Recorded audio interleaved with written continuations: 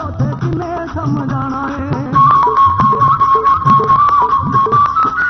ਹੋਣਗੇ ਟਮਾਟੇ ਤੇ ਕੰਮ ਵੱਧ ਜਾਣਾ ਏ ਸਾਨੂੰ ਵੀ ਉਹ ਦੱਸੋ ਉੱਥੇ ਕਿਵੇਂ ਸਮਝਾਣਾ ਏ ਓਏ ਨਵਾਂ ਵਾਲਾ ਤੀਰ ਅਸਾਂ ਕੱਛਣਾ ਜ਼ਰੂਰ ਏ ਸੋਹਣਿਆਂ ਦੀ ਗਲੀ ਵਿੱਚ ਵਸਣਾ ਜ਼ਰੂਰ ਏ